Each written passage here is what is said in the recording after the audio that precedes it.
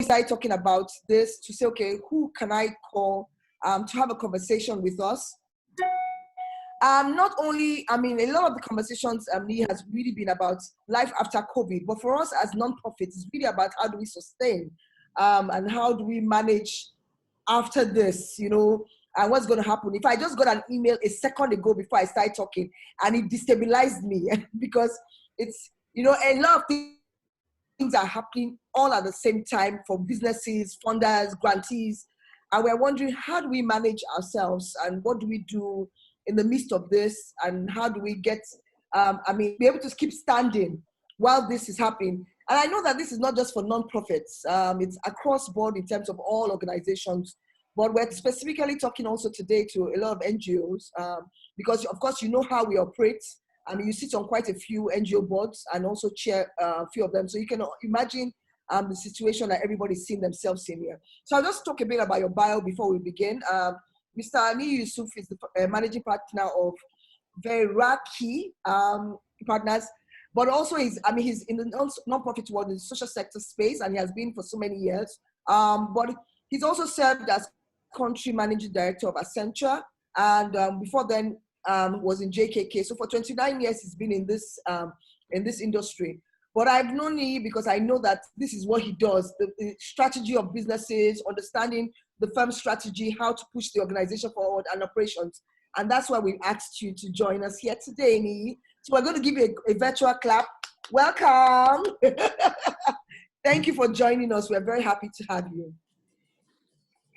Thanks. Okay, I think we'll go straight into it because I know we're going to have... You're welcome. I'll go straight into it because I know we're going to have quite a few questions coming in, and a lot of people feel to themselves it's good to ask questions and to be able to relate with you one-on-one. So we'll just talk for like 40 minutes or 30 minutes, take a few questions, and I'll go back into it as well. So, I mean, for us, we know, I mean, the pandemic is not news anymore. We're in it, we can't leave it, and it's the whole world. So we're not going far from it, but we just want to understand that, you know, for a non-profit to be viable, and I'm going straight into what is killing everyone now. When we talk about resilience and how we manage ourselves in the midst of the slum, what comes to your mind? What do we need to do? And how do we prepare ourselves to become resilient while the going is really, really tough and is really, really bad? A lot of people have called me on the side asking questions, Osayi, do I let people go? Do I shut down for this season? And all that, but even if I understand the value I'm bringing to the communities, what do we do? Because, you know, we only survive based on grants, and some of us are social enterprises, so we do get some profits here and there, but it's not enough to keep us standing. So what kind of advice can you give us even at this time? All right, thanks, Osayi, and thank you for the opportunity, and good afternoon to everyone. I assume this is an African call, so there's no one plus 6 hours or plus 7 hours away. All right, so I mean, I think the first thing is for us to understand that the situation we are in, a global pandemic, is what most of us have not witnessed before. I mean, we've read about it, we've read about the Spanish flu, but it's what we've not witnessed before. And so we are all learning, and we are all having to deep dig and go into our toolbox to look for ideas that we can borrow and that we can apply. And the way I like to describe a resilient business, a business that is resilient, is a business that is able to recover from shocks. So there's a shock from COVID-19 or from fire or from anything. It's a business that is able to recover from the shock, that is able to adapt to changes, that's to also keep going in the face of adversity. And I think the other bit is a business that is also able to seize opportunities. So I've talked about 4 things. The first is the ability to recover from shocks and recover quickly. The second is the ability to adapt to a new environment, adapt to changes, adapt to the new world order. The third is the capacity to continue to move on, to make progress despite adversity. And the fourth is the ability to then seize the opportunity that comes along. You know, like the famous thing, every crisis, the crisis is opportunity, it presents an opportunity for others. So resilient businesses will be those that can seize the opportunities even as they battle the crisis. And to my mind, there are three attributes that we all need to have, or that resilient organizations need to have. The first is they must accept realities. You know, acceptance of reality. The reality that there's a pandemic, the reality that there's a lockdown. You can hope and pray that it will leave the lockdown, but reality is there's a lockdown, right? The reality is COVID-19 came into Nigeria February 23rd or so, and now is in 32 states. Now, one would think that it likely will get to 36 states. So accepting reality is the first thing. And then the second is having this deep belief that despite the crisis, there are opportunities. There are opportunities for me to look after my health, look after the health of my people, or like a friend of mine said, opportunity to even have dinner for the last 4 weeks, having dinner every night with the wife and getting to know the wife better, right? So opportunity to connect with your staff better. So there are opportunities at the crisis. So that's the second attribute. And the third attribute is an ability to improvise solutions, to make something out of nothing. And so, Joe, I'm going to call. So if you're going to be a resilient organization, you need to have those three attributes. You must be willing to accept reality so that you act based on facts, not just daydreaming. And you know, like people say, hope is not a strategy. You must build your strategy based on hard facts. So you must accept realities. The second is you must have a deep belief that inside this crisis lurks an opportunity. There's an opportunity somewhere. And third, you must be agile enough to be able to grab the opportunity and to create something out of nothing. So I would say those are the three attributes, and that's where I would define resilient organizations. They recover from setbacks, they accept change, they seize opportunities, and they keep going in the face of challenges. Right. Okay, you have answered my second question. Where you talked about the steps that needed to be taken. So I like that. Yes, accepting reality. Because the truth about it is that a lot of times, as any organization, you start thinking that, okay, it's going to get better soon. Or let me quickly, it's going to get better. So we're kind of just waiting it out. But the truth is that this is reality. And reality comes to us and opportunities regardless of what's going on now. And the ability to, as you said, to improvise. So we're thinking to ourselves that this is what can ensure some form of continuity for us. The other question I need to ask you is that, you know, when we think of all these things, we think of also of risks. What kind of risks do we take as non-profits? And how far can we take those risks to?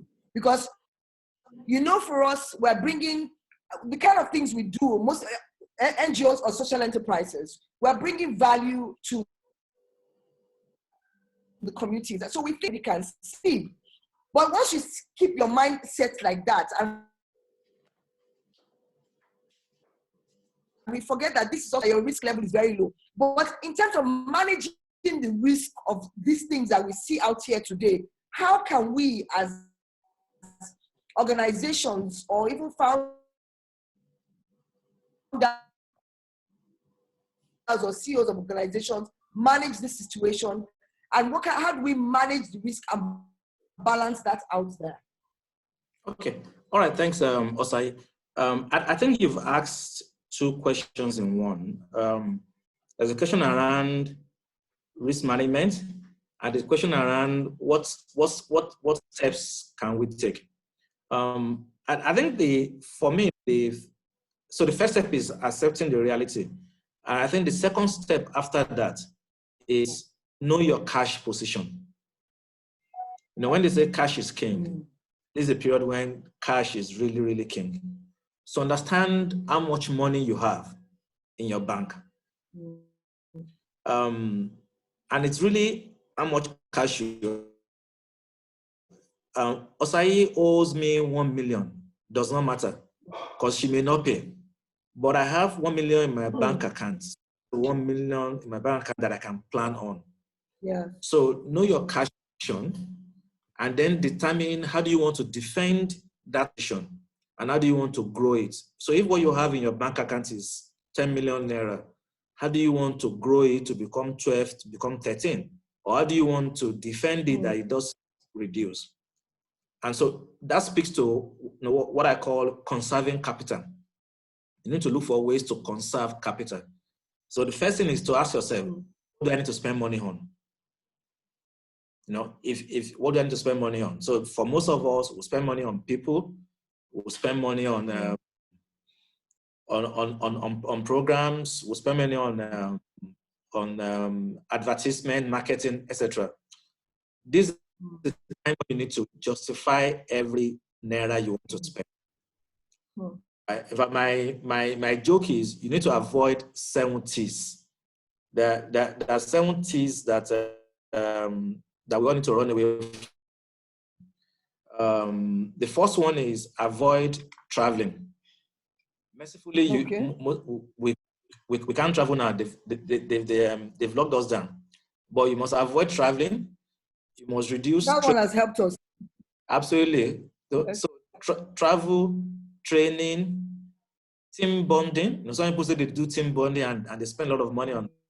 So avoid travels, avoid training, team bonding, avoid buying trucks. You know, when we buy Elos Jeeps and all those wonderful 4x4 trucks. This is not the time for television shows and a lot of advertisement and media. So avoid TVs. Avoid t-shirts. This is not the time to be going out in the street and marketing. And lastly, avoid tea items. You need to go lean, right? So find ways to conserve your capital. Do cash projections for 4 to 6 months, assuming that the cash that you have in your bank is the only thing you will use for the next 4 to 6 months. So how are you going to spend that? Don't plan on money that is out there that may or may not come, because everyone is going through a difficult position. Every company is trying to conserve capital. They may not give you the money, even if they've promised. So plan based on the capital you have in your bank accounts and do your projections for 4 to 6 months. And query every spend. Whatever is not essential, just drop it. Whatever you can defer it for the next 3 months, 6 months. Whatever you can cancel it. So this is a time to negotiate contracts and see if there are contracts that you can negotiate and change the payment terms or reduce the value of the client of the contract. So the first thing is your finances. The second is your people. And understand where your people are. Make sure they are safe, they are healthy. And within that, identify your best talents and really connect with your best talent. So, I mean, we all love our people, but they contribute differently to the business. So you need to look for the ones and make sure you are connecting with them. You are motivating them even during this crisis. To be sure that they are connected to the. So, I mean, I speak with my best talents on a regular basis. Either a WhatsApp chat, an email, or a phone call. Almost every day. That, hey, hi, how you doing? How are you coping? So you need to find ways to connect with your best talents. The third one is your clients. Proactively engage with your clients to understand the contract commitments and that they will keep it, and assure them that you are still working on the contract. So that way you can assure your revenue sources. What you don't want is a client that will cancel a contract. And if you've been quiet and not talking to them, they'll to cancel your contract. But if you engage proactively, you can work together to restructure the contract. So engage your clients. The fourth one is engage your bankers. This is a time to see if your banks can give you overdraft. If they can give you an overdraft that may add to your reserve and that you may use if you need it. So that you open up a line. And lastly, in the middle of all of this, be still. Don't panic. For someone, I mean, I've been learning how to swim for quite a long time. One of the things I've been told is when you're drowning, don't paddle and don't struggle. Because when you struggle, then you go down. So we're in the middle of a crisis, of a storm. So it's just good to be still and not dig the hole further. So, but back to the risk that we face will cut across different areas. I mean, one is people. So the health and safety of our work. I mean, if a colleague has COVID-19 today, that's a completely different scenario. Then I'm locked down, I can't go out, I'm hungry. And so one is to focus on the health and safety of workers. So that's a risk. And the way you manage that is like a number of people have done, work from home, even before the lockdown.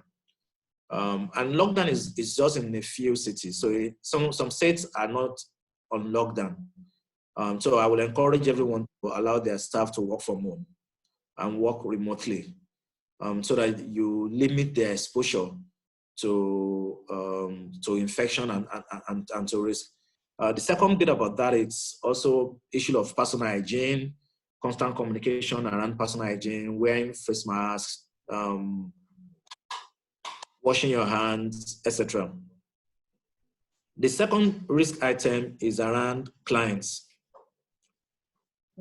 Clients will be grant donors, development partners, etc.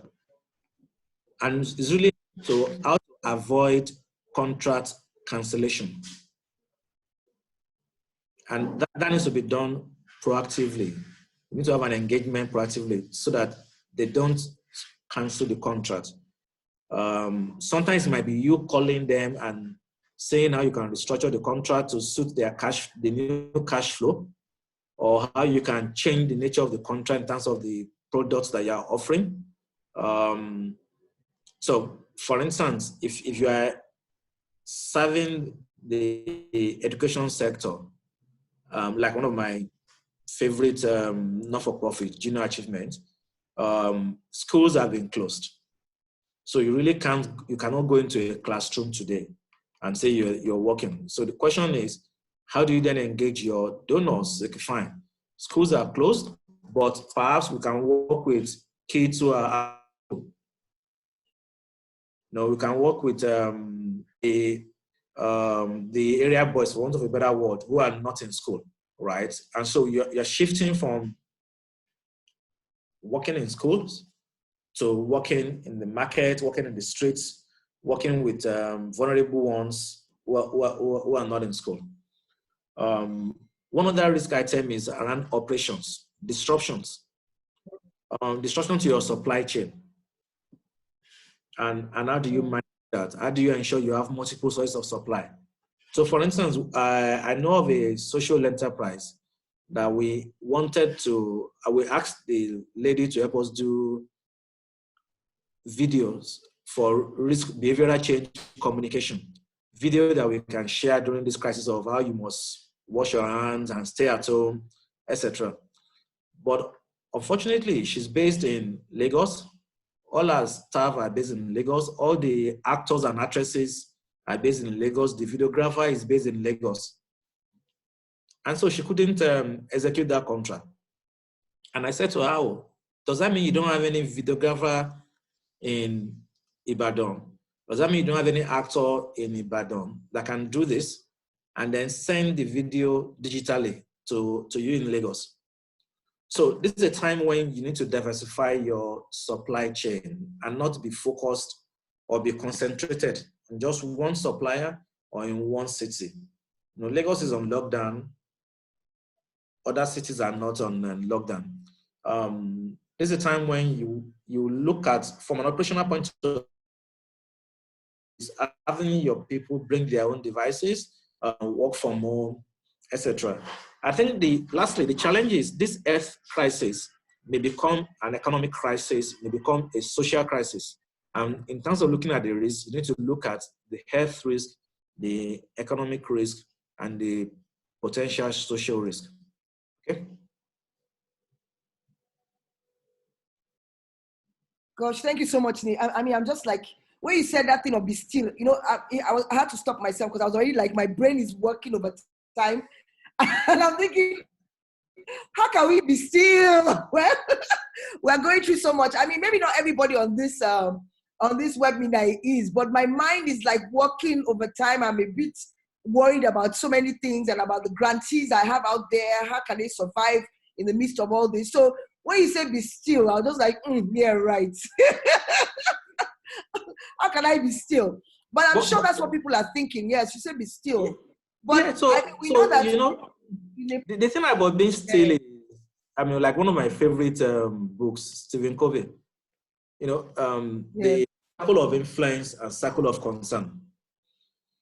We all have a huge circle of concern, but we have a small circle of influence. And so if you focus on your circle of influence, you cannot change COVID-19. You cannot change anything. The lockdown.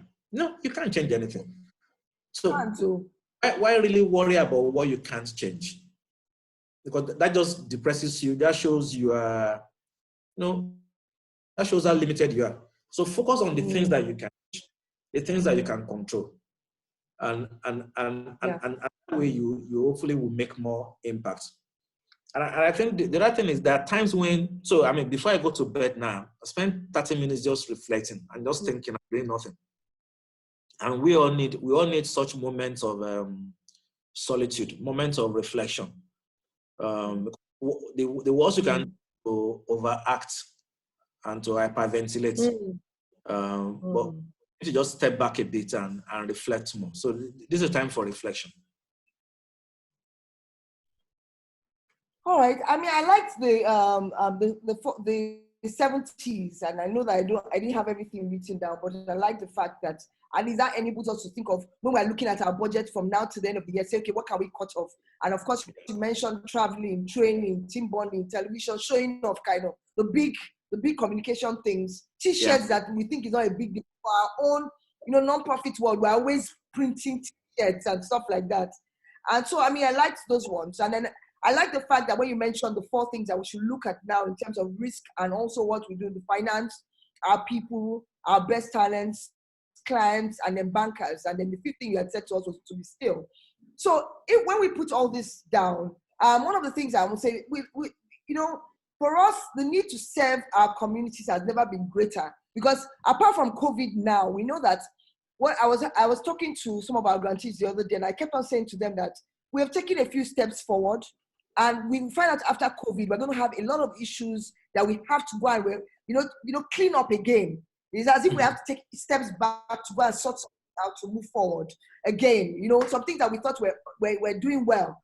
Because of the shutdown, when you have kids, like we have a grantee that what they are dealing with is domestic abuse. We know that the numbers have gone significantly high with the sit down and the isolation and stuff like that. But we're even also facing profound threats of increased unemployment. So those things are important that we have to mental health issues alongside decreased access to food and healthcare, which are the things that we deal with regularly. So what essential strategies can we as social enterprises put in place that can help us to pivot these operations and respond to these critical needs? Then the other thing is that in what ways can we also repurpose our existing resources that we have to best serve the communities at this time? So yes, you have told us to look at our funding. Cash is king. So one of the things I mentioned to some of them the other day was that we cannot be focused on too many things. Let's look for 1 or 2 things that can sustain you through this lean time and that can keep you still standing but still working so that your brand doesn't disappear. So what can you give us that can help us to hold on to and say to ourselves, this is what I want to do in terms of strategy? All right. So, I mean, we're all learning how to survive this, this crisis. And I think, like a friend of mine said, we're all in the same crisis, but we're in different boats, right? Some are in small boats, some are in boats that will disappear over the next few hours. Some are in very luxurious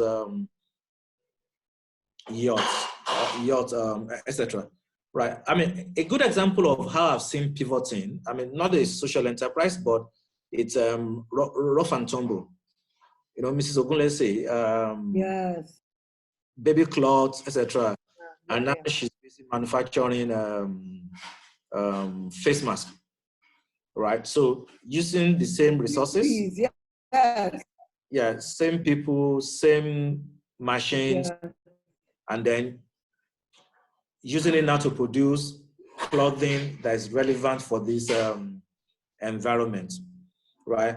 Or like my conversation with Simi in junior achievement, it's a focus on schools, but now shifting that focus to out of school kids. Doing more digital products. So how can we digitize our operations? As opposed to everything must come with, you know, one of the things I've seen in not for profit, it's the more the number of beneficiaries you want to impact, the higher your cost goes up, because it's always very touchy. You know, it's your is for every beneficiary.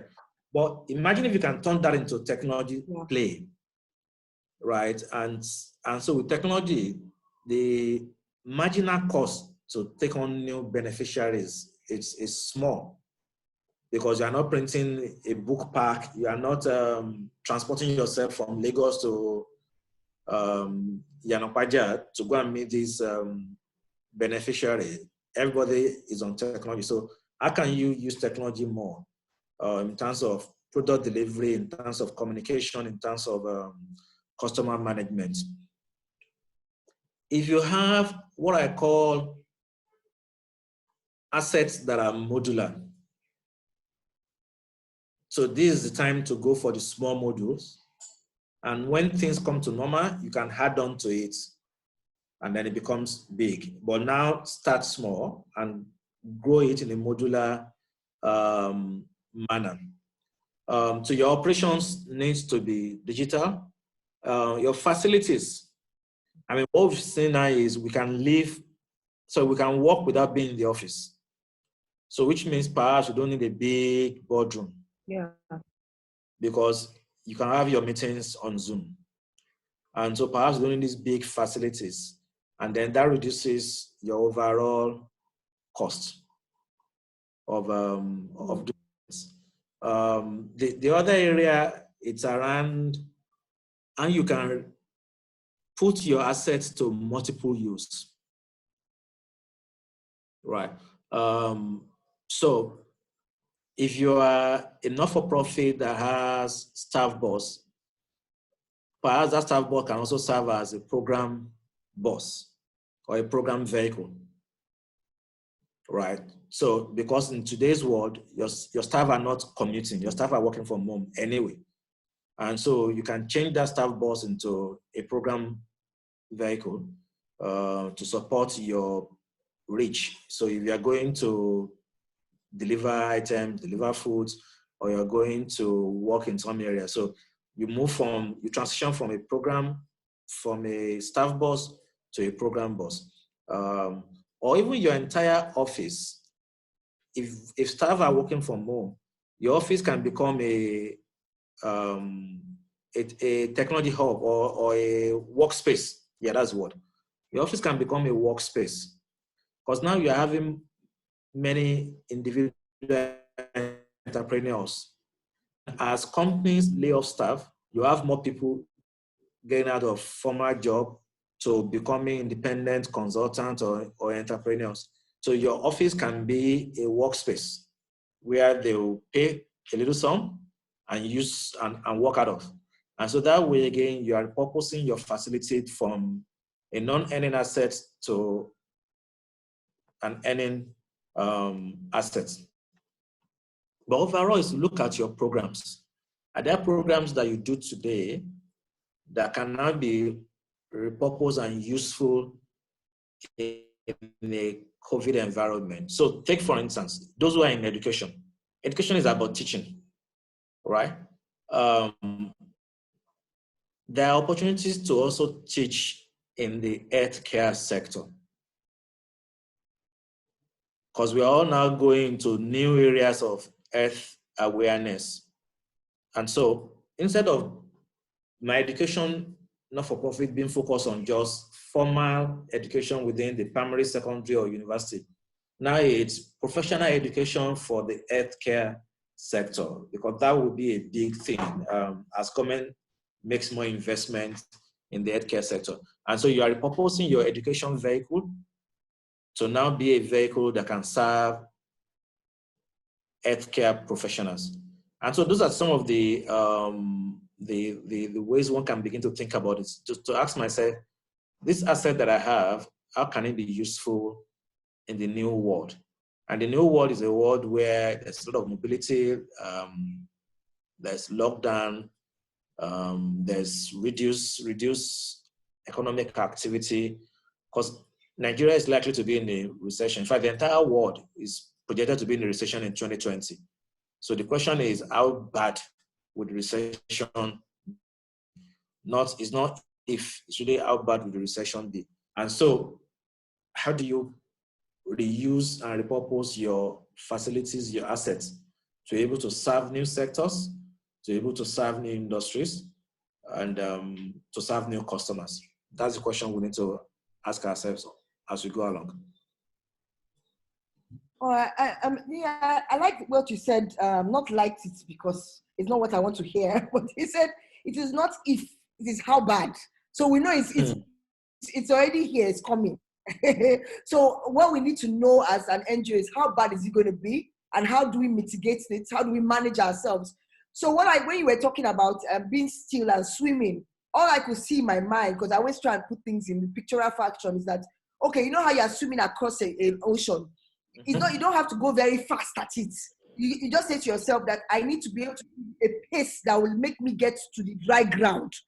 Whatever it is I'm doing, let me just be paddling myself quietly just to get myself to the other side and all that, so that I don't sink, or I don't get, something doesn't happen, but I must get to the other side. When I get there, then I can now see how I manage myself, how I can breathe, then I can now start, getting myself ready for another ride again. That's the way I see it. I mean, it's a scary thing, but that's the way I see it. Slow and steady, one way or the other, we must reach there, Sha. So, so that's why someone just made a comment, said, Mr. Yusuf and Osayi, please, pity my business, communications. So, Emilia, it's not our fault now. He didn't say it's going to, he said it must happen. It's how bad it's going to be. So, one way or the other, we have to find ways of adjusting ourselves and adjusting our belt. So, I mean, I'm going to ask people to start sending in questions. So we can at least take a few questions before Mr. Yusuf goes off. There's one question I have here. So let me ask you that, and then I'll ask you my own question after. He said, for those NGOs, and this is from Joseph, from those NGOs whose salaries are project-based, what do you advise? And then for NGOs who are winding down and are bothered about how to keep the next project fund to keep the organization afloat, what do we do also?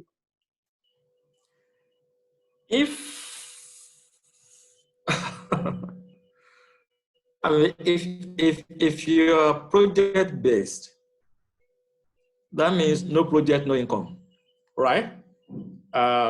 So it's straightforward. So it's either you want to use your reserves to pay salary, and then you exhaust the reserves, and the NGO goes bankrupt. Either that, or you have a conversation and say, okay, how can I reduce my costs? And your cost will be people costs, facilities, marketing, technology. And you ask yourself, so how can I reduce my costs? I need to have some crucial conversations with everyone. You have conversations with your landlord, You have conversations with your clients, with your people, with your suppliers, and see where you can negotiate better terms, deferred payment, cancel contracts. I mean, for most of us, people will be like half of our costs. And so this is the time to say to our people, we're all in this together. It's a lot of complexity, a lot of uncertainty. We don't know what will happen and when. And so let us all contribute. So people should be talking of taking unpaid leave, should be looking at salary cut, should be looking at headcount reduction. This is not the time to carry excess baggage. You know, if your Nigeria is in 36 states, if your programs used to be in 36 states, but now your program has been reduced to 14 states, do you need resources for 36 states? The answer is no. You only need resources for 14. In fact, perhaps you need resources for just 6, and the 6 resources can serve the 14. That's the way to begin to look at it. And then the excess resources can come as volunteers, can come on a pay-as-you-go basis. Because what you want to do is reduce your costs.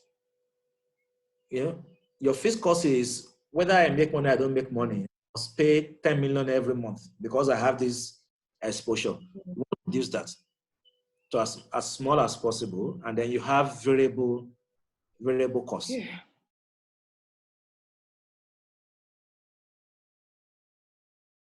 The act based on facts that drive you. Yeah. Myself, yes. Not on dreams. Someone just said the reality is harsh, but tough times don't last. Tough people do. Thank you for your insights. And that's what he meant by swimming as well. That nobody's seeing the paddling that you're doing. And the dogs, nobody can see their paddling. So we all have to paddle tough, and then we, just keep on living day by day and all that. So we have a few more questions. So I want to also say well done. Hi to Korede from Dubai and Zima from Uganda. I can see people from all the other countries calling in. Okay, I'm going to give you 2 questions at the same time, Niyi. So it says, if layoffs, can you hear me? Yeah. Hello? I can hear you. Hello? Okay. So it says, if layoffs become inevitable, what strategy is best for layoffs? I think Mr. Yusuf just mentioned 1 or 2 things to do in terms of paid leaves or cutbacks in cost. Adenike is asking us, can you please comment on the importance of non-profits working with and effectively engaging their boards at this time? How do we manage our boards at this time? All right, thanks, Nike. Your board is a very important part of the governance of any company. They provide access, they provide insights, they provide resources. And so I will encourage a CEO to link up directly with the board chairman and key board members and share insights. Share your cash flow projections. Share the cash flow projections and say, these are cash flow projections for the next 4 to 6 months.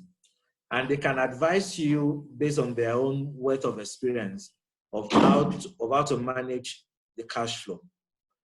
They can give you access to a banker that can provide you with overdraft. They can help you open doors. So if you have a quality board, it will be a mistake not to make use of the board. This is the time when you really need to work with your board, right? And if I can just add to the question of how do you talk to staff about reducing costs, I think it's about having an open conversation. Yeah. Open conversation is, this is the book. These are projections. These are the income projections that we all know.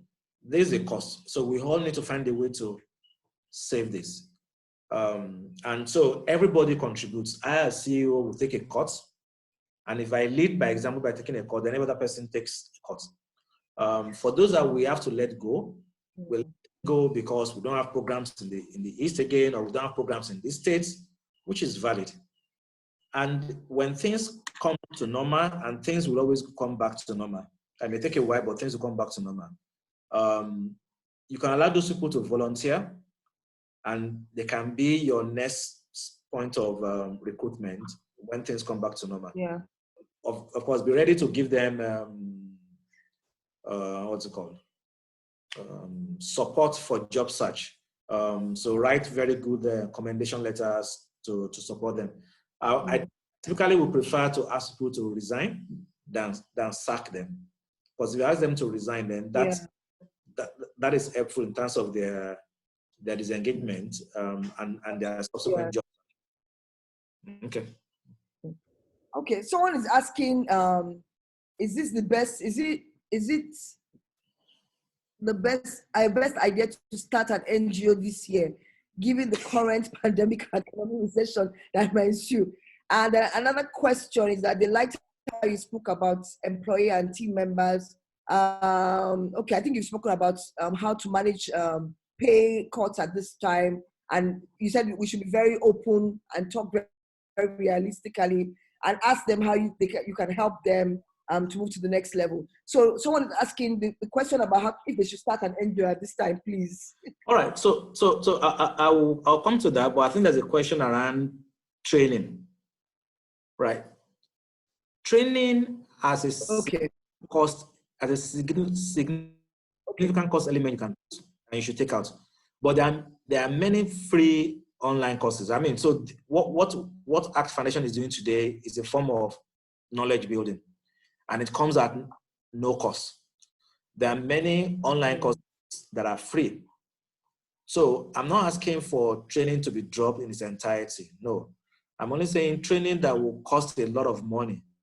You know, that you need to go and fly to wherever, you need to stay in a hotel, you need to pay $300 for training fees. Those are the ones that I think this is not the time to do those. You can do those later. Now, is this the right time to an NGO? My view, this is the best time. If we step back, the purpose of any entity is to solve a problem. And when is the best time than when there's really a problem? I mean, today, there are tons of problems in the country or on the continent, whether it's health, it's education, it's infrastructure, it's food, security. We have issues, gender, child protection, etc. And the best time, I think, is at times of crisis. That's when the value of your solution can be easily demonstrated and be easily understood. And what that also means is, you as an entrepreneur, you as the founder, you'll be forced to focus on the right things and on the essential things. You will start lean and start well. And you know, if your idea cannot sell in a difficult period, then it means that your idea will die during the next difficult period. And there will always be a difficult period. Yeah. And I hope, I mean, that is clear. So if you say 2020 is a difficult year, I don't want to start my idea in 2020. Let me wait till 2022 when things are back to normal to start my idea and my entity. That's fine. But guess what? In 2030, we have another crisis. Now, it may not be a pandemic, maybe oil shock or whatever. And so your entity must be built to survive both hard and good times. And if you start in the period, then it's easy to survive in a good period, as opposed to the opposite. So I will encourage anyone to start now. Okay, someone asked, a lot of donors are now focused on COVID-19 related issues. I mean, we're all seeing that now. But he's asking, will it look bad if as a nonprofit, he moves into one of those areas and still look focused, even if that's not what his mission is as a nonprofit? So, I mean, as a nonprofit, I mean, and what this pandemic has shown to us is there's nothing more important than health. You know, it's when you are healthy, you are alive, that you can do other things. And so that's why a lot of attention has been Yes. directed onto health. And so, example that I gave, if I want to set up an NGO focused on education today, just teaching, I can start with teaching for the health sector. So I'm still doing teaching, but I'm doing it for the health sector. If my not-for-profit will focus on gender equality, or even child abuse, I can do that today, focus on child abuse in a lockdown, female abuse in a lockdown situation. So it's targeted at being relevant in the COVID-19 environment, but beyond COVID-19, then I can blow it up to become a general issue of child abuse or female abuse, right? So the mission remains the same, but your strategy during a pandemic will be different from the strategy when there is no pandemic, but the mission still remains the same. So I think it's okay.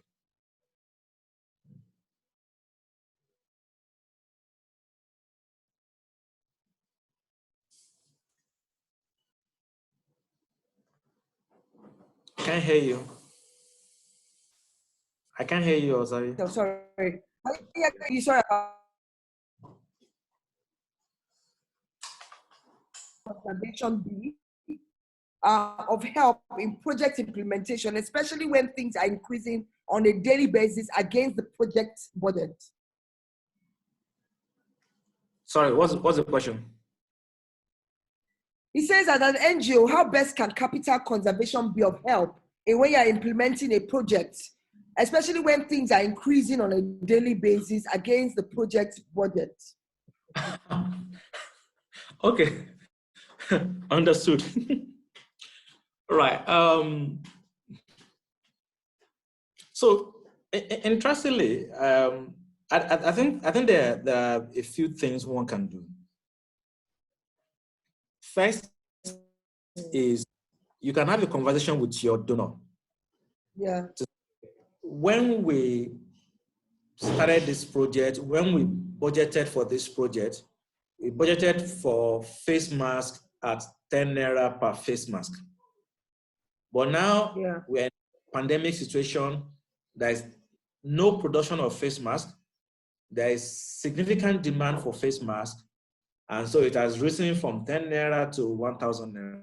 And I think the donors will understand it because we're all in the same market. They see it, they feel it. Absolutely, we're all in it. And so you can renegotiate and say, okay, do we want to increase the fee or do we want to reduce the number of face masks that we need for this period, given that the cost has ballooned? That is one. So it's have a conversation with your donor. The second is you can have a conversation with your suppliers, right? And I'm like a conversation I had last week. So I was negotiating with a client, and the client said to me, Niyi, take this offer. Otherwise, your people will just sit in the office and you'll be forced to pay their salary. But whatever I give to you is extra income. You know, I smiled, I argued, but I ended up taking the offer. So you could play the same thing with your suppliers and say to them, there are not many business opportunities during this period. I can only offer you 10 naira. You want to take it, or should I move on to someone else? If you are dealing with a product where there are multiple suppliers, you'll be amazed at the kind of positive reception you will get. But if you are dealing with a monopoly, then really you are at the mercy of a monopoly. So what am I saying? You are in the middle of your supplier and your project. Negotiate with both. Have the conversation with both. Now, some contracts have provisions for force majeure. This is a period of force majeure. Yeah. right? You can suspend the project for a while. You can renegotiate the project. But what you should not do is keep quiet. Just have that conversations, and you'll be amazed at what can happen. So we must speak out. This is not the time Yeah. to be silent, because everybody knows what is going on. So nobody is feeling that. It's not, and as I always tell people, it's not like a problem, a Nigerian problem. It's not an African problem. It's a global problem. So everybody, the way you think that people are big out there, they too are also finding ways to talk to their own bankers. So you have to speak up and see what best you can do and how you can manage those situations. Okay, I'm going to take 2 more questions and then we can shut down. So it says, one question says, so for organizations that are into capacity building, like trainings, how do you continue? And I know you mentioned even, you gave an example of a board that you sit on. So how do you consider trainings with all the issues that we're dealing with in Nigeria? Online training, lack of power supply, digital access, high cost of data, and stuff like that. And even especially when you're training with low income families that can't afford these things. So, unfortunately, I mean, training is one of the 70s that I mentioned, right? And I think that's the reality. In this kind of a crisis, there are sectors that will benefit, and there are sectors that will that may not benefit, right? I mean, if you look at it now, if you operate a cinema house, you're not benefiting because nobody knows. I mean, there's nobody's coming to a cinema house, right? But if you operate a Netflix, you're benefiting. Yeah. Because a Netflix is still showing videos, but showing it on my phone, on my laptop, on my TV. So how are you doing training? How are you doing capacity building? And what content are you teaching? If your training delivery is classroom instructor-led, then there will be challenges. But if your training is online, virtual, then perhaps you still stand an opportunity. That is 1. 2, what's the content? What are you teaching? What courses, what title are you teaching? Right? If you're taking something on mental issues, on how to cope with depression in a lockdown, you're likely to probably have more people interested than if your training is on basic things that are not necessarily required at this point. So training or capacity building is threatened, but you can pivot it to do other things in other sectors. So if you are doing training for healthcare workers today, there's a huge because we're trying to build capacity around how to manage COVID-19, how to manage sick people, how to do counseling. And so if your training is supporting that area, that's tremendous opportunity. Yeah. I think it's really what kind of training and how are you delivering the training that matters. Okay, thank you so much. So I'm going to take this question. This is from Joseph from Kenya. And it says, is it possible to do fund mobilization, especially at this time? And I think 2 other people have asked the same questions. How do you raise funds, especially at this time? I know you've answered the questions in different ways because I can hear it. I can hear what you're saying, but I think people just want to be clear. This is Joseph from Kenya. And I want to also shout out to Zainab from Jeddah. We're happy that you're here with us today. So how do we raise funds? How do we mobilize, especially because everybody is so focused on just coronavirus? What else do we do? How else do we do this? So, I think fundraising needs to have an emotional anchor. And I think they look for what's the emotional anchor, right? What emotions can you play on to get people to commit their resources, right? So there's COVID-19, but post-COVID-19, so even within COVID-19 is people are suffering, right? There's a lockdown, daily earners. I mean, most of us are daily earners. More than 70% of us are daily earners. More than 80% of us are SMEs, 4 or 5 persons in a company. All those are shut down. So people are not earning income. And so are there emotional anchors you can put around your own products that speaks to how you want to solve so if you take Nigeria is 200 million persons, right? And we have about 1,000 plus COVID-19. So we have about 100 million people who are, so it's how do you solve for that 100 million? In terms of food, in terms of safety, in terms of security, in terms of health, in terms of hygiene. Those are emotional anchors you can use to raise funds beyond COVID-19. So that while COVID-19 speaks to health crisis, you can speak to a social crisis and how you want your solution to avoid a pending social crisis. Because if 200 million people to start rioting, or if 200 million people don't have right counseling, they don't have right mental guidance, they don't have access to food, they don't have access to funding, financing, etc. So I would say it's to look at the emotional anchors. That's one. Then 2, look for funders or donors whose mandates include those emotional anchors.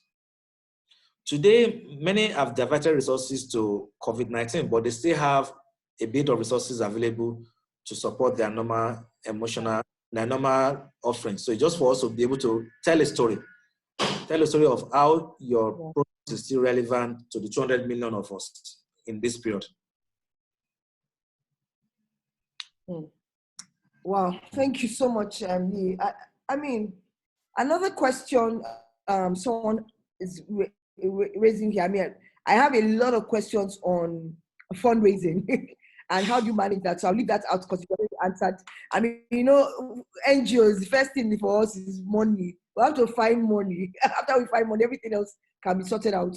So how do you, someone said something about what opportunities are out there, but also not just for individual NGOs. How do we as a collective, if you can give us an idea of not just us, everybody in the organizations doing different things, how can we structure the sector itself to manage some of the risks that you're mentioning?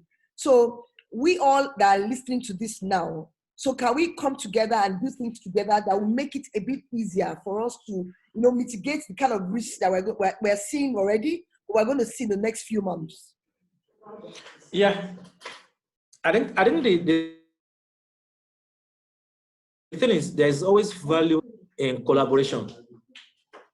There's value in collaboration, and if we look at the private sector, you have individual companies, and then all of a sudden they formed Manufacturers Association of Nigeria, MAN.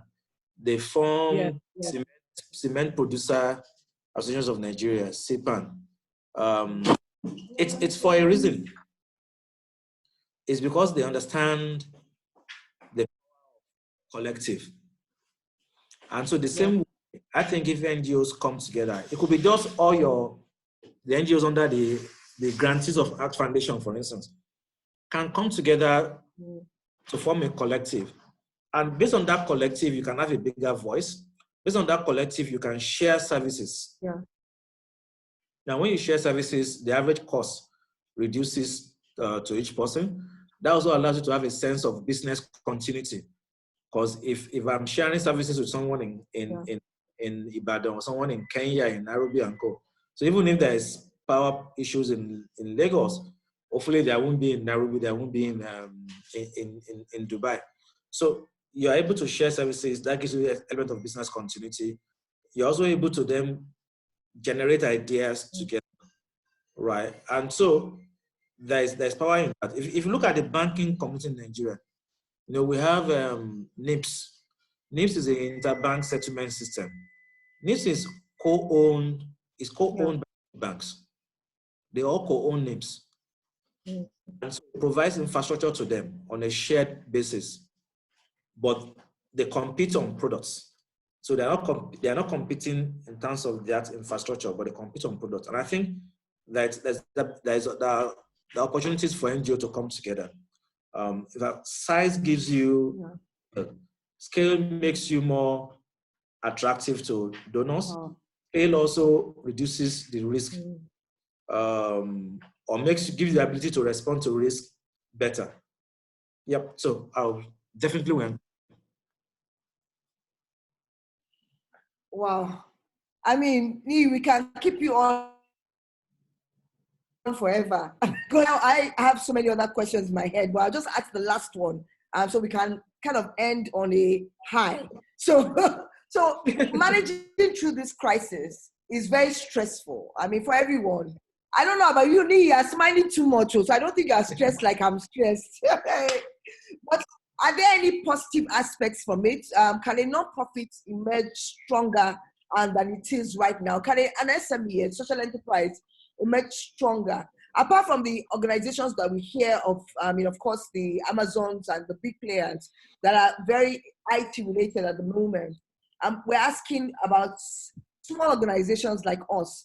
Is there anything that is positive from what is going on? I know we have no control over what's going on, but how do we emerge stronger?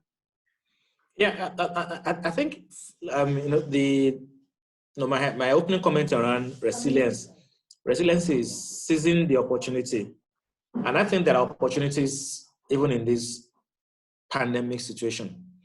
I expect there will be companies that will come out of the pandemic with new set of clients, with new product lines, right?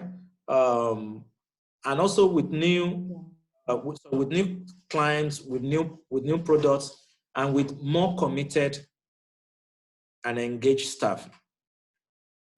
There's a COVID project I'm involved in where someone volunteered services to support us, and they gave pro bono services for 2 weeks, but we were wowed by the services that the guy gave for 2 weeks. Now we've signed a contract for 3 months. So move from volunteering free service to support a COVID effort to us becoming a client and having a contract, a fee-paying contract for 3 months. So that's the opportunity coming out of this, right? So if you look at Life Bank, Temi Giwa, Temi's Life Bank started with transporting oxygen. Now she's gone into diagnosis and testing. So I hope she will continue that post-COVID. If she does, that is a new line of business. Beyond the thing that she started, oxygen delivery that she started with. Now she's into testing. So I expect that there will be opportunities for not-for-profit to start new product lines, to have new clients, and to have mission-driven employees. Employees that are working with you now in this crisis are working for a purpose, not for cash. And so that also could be an opportunity for mission-driven employees. Okay. Fantastic. Thank you so much, Niyi Yusuf. We're very happy that you spent this hour with us. I mean, non-profit resilience, strategy for business continuity. We can survive. I believe that we can survive.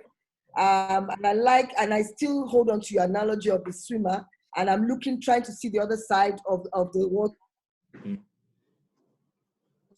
Hoping that I land on the other side and that we're all going to get for joining us. We're hoping that that you can join us again when we call on you, as always. And I'm hoping that everyone benefited from this 1 hour talk about resilience. And I pray that even as we leave this, this virtual learning, we can also begin to implement what we've heard, but also showcase and share with others as well, because that's what's important. Because I say to ourselves that we cannot grow past the sector, so we all have to work hard to make sure that the sector continues to grow and we are resilient, and that we can have an organization that is continuous and is sustainable even in the long term. So thank you so much, Mr. Niyi Yusuf. We are very grateful, and enjoy the rest of your day and stay very, very safe. Thank you. Bye-bye. Bye, everyone. Thank you, everyone. Bye. Thank you very much, everyone.